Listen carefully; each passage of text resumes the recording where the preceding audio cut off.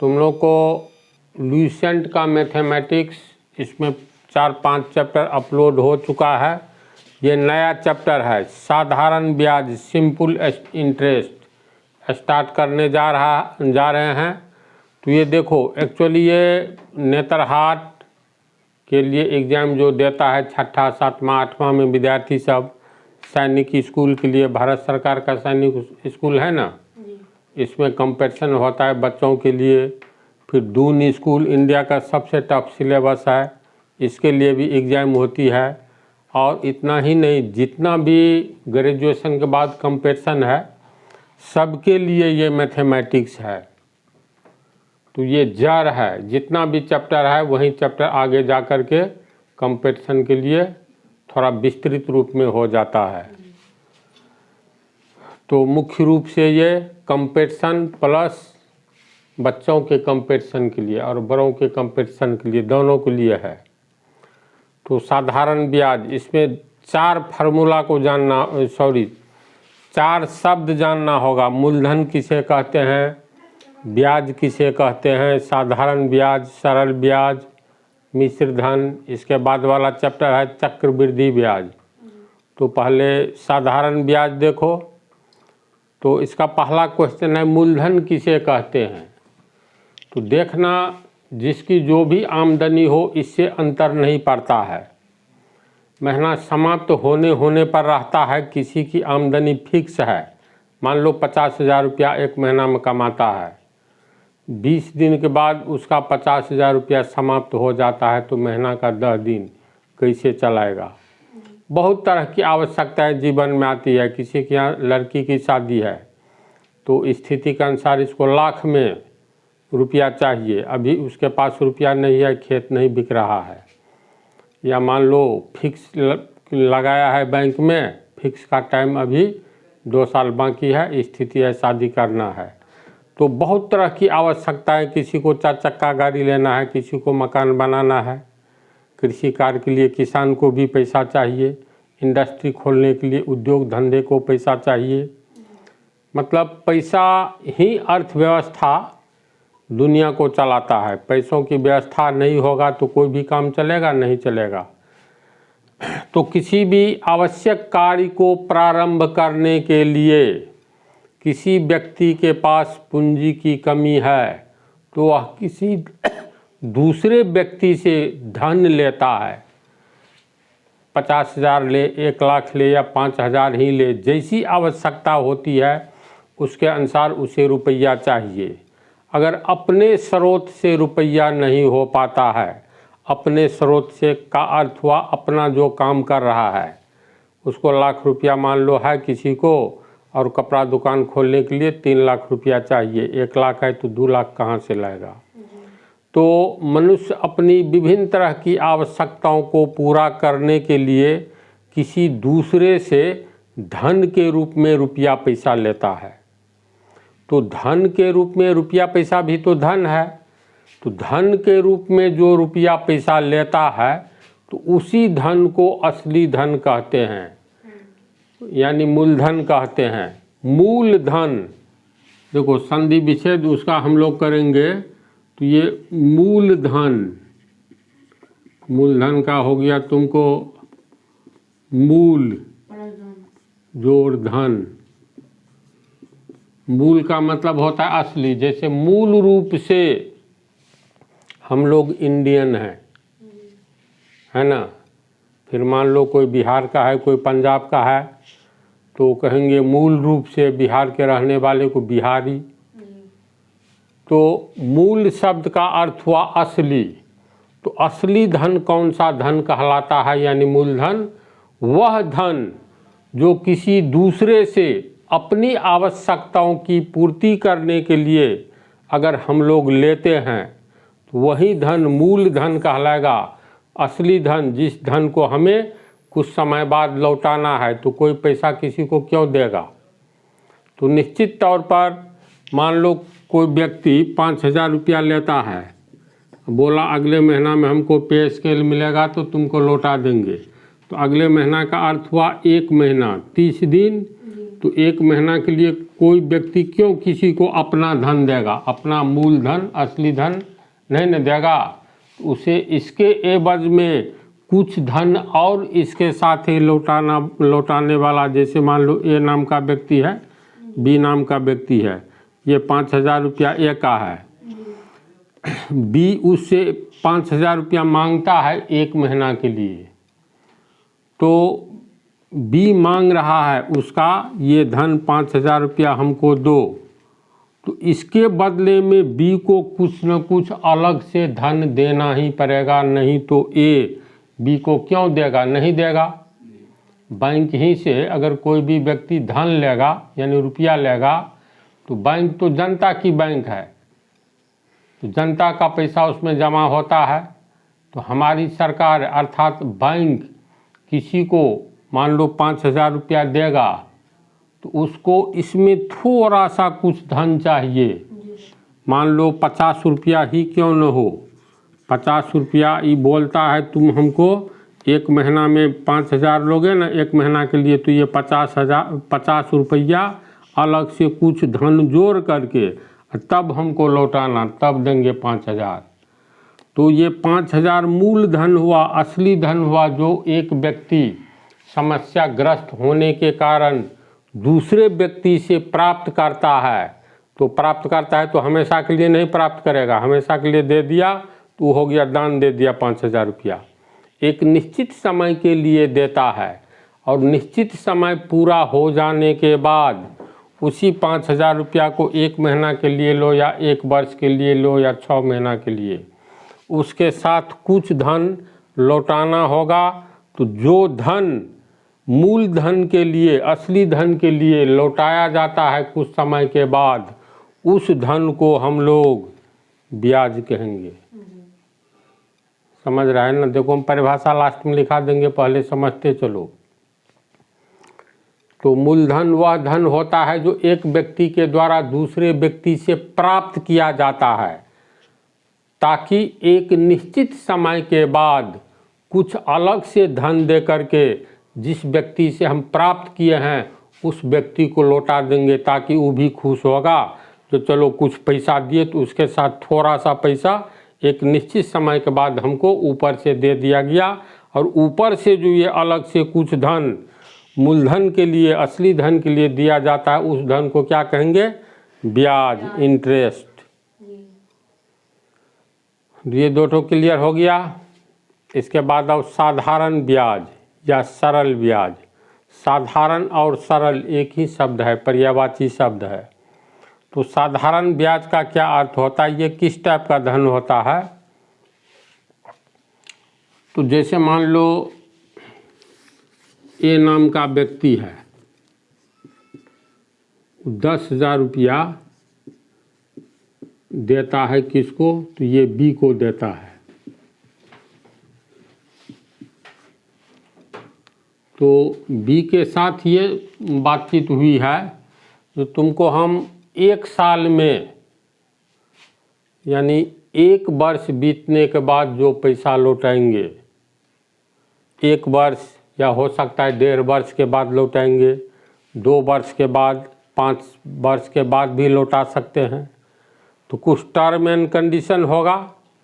अब 5,000 रुपया देने वाला व्यक्ति ए का कथन है, तो ऐसा करो जो 12 महीने में, 12 महीना बराबर 1 वर्ष होता है ना? तो ये फिक्स कर देगा जो 10,000 रुपया का 12 महीना में तू कितना दोगे। लेने वाला नहीं, देने वाला फिक्स करता है जो 1 साल का अर्थात 12 महीना का हम तुमसे इस पर कितना लेंगे। तो 1,000 के बदला 5,000 भी, 10,000 भी, 1 लाख भी, 2 लाख भी, 10-20 लाख कुछ भी हो सकता है। तो इसमें निश्चित किया जाता है जो 100 रुपया पर हम कितना तुमसे लेंगे। तो मान लो ए का कथन है 100 रुपया पर हम 1 रुपया अलग से लेंगे, यानी ब्याज लेंगे, अलग से धन लेंगे 1 साल में, यानी 12 महीना में। 12 महीना में ए का कथन है 100 रुपया पर, यानी हम लेंगे तुमको 2 रुपया या 1 रुपया, कुछ रुपया लेंगे तो 100 रुपया पर 2 रुपया लेगा, अलग से धन जिसको हम लोग क्या कहते हैं, ब्याज। तो इसका मतलब 100 में 2 रुपया लेगा 100 रुपया मूलधन पर, तो कितना परसेंट लिया, कितना प्रतिशत ब्याज, 2% नहीं हुआ, परसेंटेज तुम लोग को स्टार्ट कर दिए हैं। 2% ब्याज वार्षिक, इसका अर्थ समझ, यानी प्रतिशत जो पढ़ाए हैं तुम लोगों को, पहले प्रतिशत का अर्थ होता है 100 में, सिर्फ 100 नहीं, 100 में, यानी 100 में 2 रुपया तुमको ब्याज लगेगा वार्षिक, यानी 12 महीना पर 100 रुपया का 2 रुपया ब्याज लगेगा। तो समय फिक्स हो गया 12 महीना पर। ऐसा भी हो सकता है नहीं हम 6 महीना पर लेंगे तुमको 2% ब्याज, इसका अर्थ हुआ 6 महीना, यानी आधा वर्ष में ही 106 महीना पर 100 रुपया का 2 रुपया लेंगे। तो ब्याज निश्चित किया जाता है देने वाले के द्वारा। तो साधारण ब्याज का अर्थ होता है बैंक के द्वारा एक वर्ष में 100 रुपया पर कितना ब्याज लिया जाता है, उस ब्याज को कहेंगे साधारण ब्याज या सरल ब्याज। कितना दिन पर, 1 वर्ष पर, यानी बैंक के द्वारा 1 वर्ष में 100 रुपया पर जितना ब्याज लिया जाएगा उसको कहेंगे ब्याज का ये रेट है, दर है, यानी प्रति 100 पर हम 2 रुपया लेंगे, तो प्रति 100 यानी 100 रुपया पर 2 रुपया लेंगे वर्ष में, यानी वार्षिक। तो इसका सीधा सा अर्थ हुआ ये ब्याज का रेट जो है किस रेट पर दोगे, जैसे कहते हैं प्याज किस रेट पर दोगे, तो 60 रुपये प्रति केजी, यानी 60 रुपये प्रति किलोग्राम हुआ। तो इसी तरह ब्याज किस रेट पर दोगे, यानी 100 रुपया में कहेगा हम 3 रुपया लेंगे 1 साल में, तो 100 रुपया में 3 रुपया लेगा, तो 100 में 3 रुपया लिया, तो 100 में इसका अर्थ होता है प्रतिशत, याद करो। फिर आगे में 3 लिखेंगे, ये शोभा नहीं देता है तो इसीलिए पीछे में लिखेंगे 3% ब्याज का दर। इसका अर्थ हुआ 100 रुपया में 3 रुपया तुमको ब्याज लगेगा, तो ब्याज का दर का अर्थ होता है 100 में कितना लोगे, समय फिक्स रहेगा, ये भी याद रखो। जैसे गांव घर में तो महीने में चलता है 4%, हकीकत है ना, गड़बड़ स्थिति देख करके लेने वाला चट्टा कहता है 5%, 6%, 10% पर हम लोग देखे हैं, यानी महीने में। तो इसका मतलब गांव घर का दूसरा ये है, तो प्रति मास 4% ब्याज का दर, यानी रेट, ब्याज का ये रेट हुआ। तो ये जो साधारण ब्याज का अर्थ होता है देखो, इस साधारण ब्याज का जो अर्थ होता है ये अकॉर्डिंग टू गवर्नमेंट, सरकार के अनुसार, गांव घर का टाउन का भी अलग अलग स्थिति के अनुसार लोग मनचाहा पैसा लेता है, देखता है लेने वाले की आवश्यकता बहुत प्रबल है, एक्सीडेंट हुआ है, अब इसको 10 रुपये भी अगर हम देंगे सैकड़ा 1 महीना में तो ले सकता है। लेकिन साधारण ब्याज चीज़ क्या होता है तो याद रखना, बैंक द्वारा 1 वर्ष में 100 रुपया पर कितना रुपया लिया जाता है। मान लो घर बनाने के लिए 9% ब्याज दर है, 9% ब्याज का दर, तो ये कितना दिन पर, तो इसमें याद रखना साधारण ब्याज में वार्षिक होता है। जब ये कहे साधारण ब्याज तो समझ जाना 9% वार्षिक ब्याज का दर है। इस पर बहुत कुछ निकाल लोगे। अब कोई आदमी 10,000 रुपया लिया मान लो, तो सीधे हम लोग साधारण ब्याज का मतलब 1 साल में 100 रुपया में 9 रुपया सूद लगा। जी सर। टाइम फिक्स रहेगा साधारण ब्याज में 1 वर्ष में। वैसे हिसाब में जब दिया रहे 6 महीना तो 1/2 वर्ष हुआ, आधा वर्ष हुआ ना। 3 महीना के लिए कोई लिया, ब्याज का दर है 9%, तो 3 महीना को वर्ष में बदलोगे तो 1/4 वर्ष होगा। तो साधारण ब्याज का अर्थ हो गया बैंक के द्वारा 1 वर्ष में 100 रुपये पर जितना रुपया लिया जाता है उस रुपया को अलग से, तो उस रुपया को कहेंगे साधारण ब्याज या सरल ब्याज। तो ज़रूरी नहीं है लोग 1 साल के लिए लेता है। अब 10 लाख का घर बनाओगे, 10 लाख बैंक से ही लिया मान लो, क्षमता नहीं है जो 1 साल में चुका देंगे। बैंक तुमसे ये पहले करवा लेगा जो कितने साल में चुकाओगे। अगर सर्विस में हो तो महीने महीने कटने लगेगा, तो चलो भाई 10 साल में कि 5 साल में, ये फिक्स रहता है। और हो सकता है तो 5 साल के बदले 6 साल ले लो, तो बैंक की सहानुभूति होती है। तो साधारण ब्याज हमेशा 1 वर्ष पर जोड़ा जाएगा, 12 महीना पर, और 100 रुपये पर जोड़ा जाएगा। तो अगर 9% ब्याज पर कोई भी बैंक किसी को मान लो 2 साल पर या 3 साल पर या 4 साल के लिए देता है, बैंक पैसा देती है, तो चलो हम लोग मान लेते हैं 50,000 रुपया कोई बैंक से कर्जा लिया, ठीक है। ब्याज का दर कितना है? 9% वार्षिक, यानी 1 वर्ष में 100 रुपया पर 9 रुपया ब्याज लगेगा। देखो इसमें तुम लोगों को रियल में नॉलेज लेने के लिए फार्मूला पर नहीं, फार्मूला तो बतलाएंगे ही। जैसे फार्मूला पढ़ोगे ब्याज बराबर मूलधन गुने समय गुने दर बटा 100, तो फार्मूला के द्वारा भी बनाना है। लेकिन अगर फार्मूला का सहारा नहीं लेंगे तो इसका मतलब डीप नॉलेज हो रहा है। अभी तुम लोगों का उम्र है डीप नॉलेज का, ये नहीं जो फटाफट फार्मूला याद रख लो, इस पर बनाते जाओ, जब ये डाटा चेंज होगा कुछ हेर फेर तो सब फार्मूला गायब हो जाएगा। तो 9% 100 में देखो ये 50,000 रुपया बैंक दिया है 3 वर्ष के लिए, तो अब 50,000 रुपया का 1 साल में कितना ब्याज होगा? तो ब्याज का दर है 100 रुपया में, प्रतिशत का मतलब 100 में 9 रुपया वार्षिक, यानी 1 वर्ष में लगता है। तो लिखेंगे चूँकि 100 रुपया ये तो मूलधन हो गया, 100 रुपया अगर मूलधन है और 1 वर्ष के लिया तो उस मूलधन पर 9 रुपया ब्याज लगेगा। अब ब्याज की परिभाषा बतला दिए हैं। तो चूँकि 100 रुपया मूलधन पर 1 वर्ष में कितना लगता है?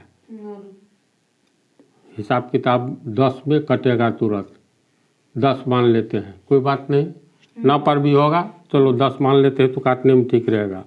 100 रुपया मूलधन पर 1 वर्ष में 10 रुपया ब्याज दिया जाता है। इसीलिए 1 रुपया मूलधन पर 1 वर्ष में, एक एक नियम से दायां ऊपर बायां नीचे आएगा, तो 10 बटा 100 रुपया ब्याज दिया जाएगा। जब 1 पर निकल गया तो कितना पर निकालना है? 50,000 पर। तो इसलिए 50,000 पर, तो ई 0 कट करके 1/10 हुआ ना, ये 50,000 से गुना हो जाएगा,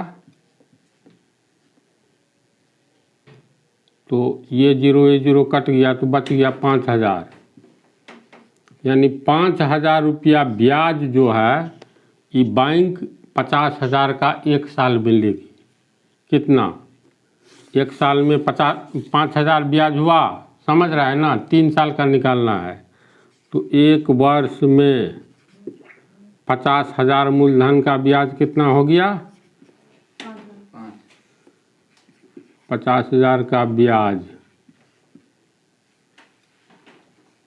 बराबर 5,000 रुपया। तो एक वर्ष में 50,000 का 5,000, तो 2 वर्ष में 5,000 गुने 2 10,000, 3 वर्ष में 5,000 गुने 3 15,000। समझा? अब कहोगे ये 5,000 अगर एक साल बाद हम बैंक को दे दे और फिर 50 5 55 लौटाए, तो बैंक ऐसा सोचेगी ना भाई एक साल के बाद हम 5,000 रुपया इससे ले लेंगे तो मेरा मूलधन और फिर उसी पब्लिक को देंगे तो 50,000 5,000 55,000 रुपया का इंटरेस्ट जोड़ेगा। तो ये तब साधारण ब्याज नहीं हुआ। समझा? मान लो अगर ये ऐसा करता है तो ये साधारण ब्याज नहीं रहा, तब कौन सा ब्याज हुआ? तो देख लो, एक शब्द होता है मिश्र धन। मिश्र मतलब मिला हुआ, मिश्र धन यानी मिला हुआ धन। इसका क्या अर्थ हुआ? मिला हुआ धन। मिला हुआ धन का मतलब कहीं से ये मिला हुआ धन का अर्थ हुआ जैसे मान लो चूरा लो, उसमें दूध दो, इसमें चीनी दो, सबको मिला दो, तो ये वाला मिला हुआ। ये नहीं जो प्राप्त हुआ सो मिला हुआ नहीं। तो मिश्र धन मतलब मिक्सचर धन, मिला हुआ धन। तो इसमें 2 तरह का धन होता है। एक तो 5,000 रुपया दिए तो असली धन तो ये हो गया 5,000 रुपया। फिर एक साल के बाद एक नया धन जुटने जा रहा है ब्याज के रूप में 5,000 जुटा। तो अब बैंक को अगर लौटाओगे तो 50 5 55,000 हो गया। अब बैंक सोचेगी अब 55,000 रुपया का हम ब्याज ले इस आदमी से। तो एक साल का 5,000 हुआ तो दूसरे साल का फिर 55,000 मूलधन हो गया। 5,000 जो दिए तो दूसरे साल के जनवरी से मान लो, जनवरी में हम लोन लिए, जनवरी में 5,000 चुकाए तो 50 5 55,000। अब 55,000 रुपया फिर जनवरी में तू ही लो बैंक से लोन। तो अब एक साल तुमको चलेगा 10 रुपये सैकड़ा, यानी 100 रुपया का 10 रुपया, इसलिए 1 रुपया का 10 बटा 100, इसीलिए 55,000 का 10 बटा। समझा बात कैसे हम हिसाब किए? 100 रुपया का 10 रुपया सूद, इसीलिए 1 रुपया का 10 बटा 100, इसीलिए 55,000 का। तो 2 0 काट दो, 550 गुने 10 बराबर 5500 रुपया। अब तू जो पहला साल लौटाया मतलब एक साल पर लौटाया, फिर 50 5 55,000 2 दिन में ले लिया या 10 दिन में, तो तुमको इस पर एक साल में फिर 5500 लग गया, लगना चाहिए था 5,000। तो इसका अर्थ हुआ तूने 50,000 पर ही नहीं बल्कि इसमें जो नया धन जुट गया ब्याज के रूप में, अब ये धन इसमें मिला दो। 5,000 रुपया, 50,000 रुपया असली धन मूलधन, एक साल के बाद 5,000 रुपया ये सूद वाला हुआ, तो ये भी तो धन है। तो दोनों प्रकार का धन दे करके मिला दो तो टोटल धन हो गया 55,000 होगा। तो 55,000 ये मिश्र धन, मिला हुआ धन हुआ। तो इसका अर्थ है मिश्र धन वह धन होता है जिस धन में एक निश्चित समय के बाद ब्याज के रूप में प्राप्त धन को अगर हम जोड़ देते हैं तो ये मिश्र धन कहलाता है। यानी मूलधन में एक निश्चित समय के बाद जो ब्याज का रकम हमें ब्याज की राशि मिलती है, उस राशि को मूलधन में अगर जोड़ देंगे तब एक नया धन का निर्माण होता है, जिस धन को कहा जाता है मिश्र धन। समझा मिश्र धन क्या है? मूलधन क्या है, ब्याज क्या है? तो इसमें देखो ये 5,000 रुपया जो है इसका ये हो गया। अब इसका मिश्र धन हो गया 55,000 बैंक के लिए मिला हुआ धन, अभी अपना रख लिया। फिर 4 दिन बाद तुम जाओ लेने, तब नए सिरा से 55,000 रुपया बैंक के लिए जो देगा बैंक तुमको, तो ये हो गया बैंक का असली धन 55,000 यानी मूलधन हो गया। फिर एक साल ब्याज दो, एक साल के बाद 5500 रुपया बना था ना, तो 55,000 और 5500 यानी 5,500, 60,500 का लगेगा दूसरे साल के अंत में 1 साल के लिए, तीसरे साल के लिए। इसका मतलब है ये ब्याज जो हम लोग साल के अंत में देते हैं उसको जोड़ लिया तो मूलधन में तो ब्याज जुट गया, मिश्र धन बन गया। लेकिन फिर इस ब्याज जो 5,000 अगर नहीं देते, दे दिए, तो 1 साल बाद ये ब्याज का भी 5,000 इसी में न 55,000 में जुटा है, जिस पर पुनः हम ब्याज देंगे। दूसरे साल का फिर ब्याज जो 10,000 कुछ आया था, 5500 आया था, पहला साल 5,000, दूसरे साल 5500, 5,500। तो तीसरे साल में तू जो लोगे तो ये जमा जोड़ करके पहला साल का ब्याज, दूसरा साल का ब्याज, पहला साल का जुटा तो मूलधन में जुट गया। अब इस पर ब्याज चलने लगा, जो कि ब्याज की राशि भी जुटी हुई है। यानी ब्याज की राशि पर ब्याज लेते रहना, तो ब्याज का एक चक्र चलने लगा। नहीं समझा? समझ गए। चक्र का अर्थ होता है जैसे मेला वगैरह में ये देखता होगा तू लोग, झूला झूल रहा है, बनाया हुआ रहता है जी, तो इसको घुमा दो तो ये चक्र चल रहा है। तो इसी तरह ब्याज का चक्र चलने लगा प्रत्येक वर्ष, यानी रिपीटेशन होने लगा 1 वर्ष पर, ब्याज पर भी ब्याज। तो ब्याज का चक्र चलने लगेगा तो कहेंगे यह चक्रवृद्धि ब्याज ले रहा है, यानी ब्याज पर ब्याज ले रहा है। इसमें कोई चक्रवृद्धि ब्याज नहीं। 3 साल के लिए ले रहा है तो 1 साल का 5,000, तो 2 साल का 10,000 इंटरेस्ट ब्याज, 3 साल का 15,000। तो उसको कहेंगे साधारण ब्याज या सरल ब्याज। चक्रवृद्धि ब्याज पर अलगे चैप्टर है, समझा ना। मिश्र धन भी समझ गया, इसको तुम लोगों को लिखा देते हैं, लिख लो। देखो इसका हम आंसर लिख दिए हैं, तुम लोग को समझाए हैं, पढ़ोगे ना समझ जाओगे, ठीक है। पार्ट 2 में इस पर आधारित हिसाब क्या है, पहले फार्मूला कैसे बनता है, इसके बाद हिसाब क्या है ये बतलाया जाएगा। ये दोनों का डिफिनीशन भी पार्ट 2 में ही लिखा देंगे जो समझा दिए हैं। तो चलो इसको रहने दो।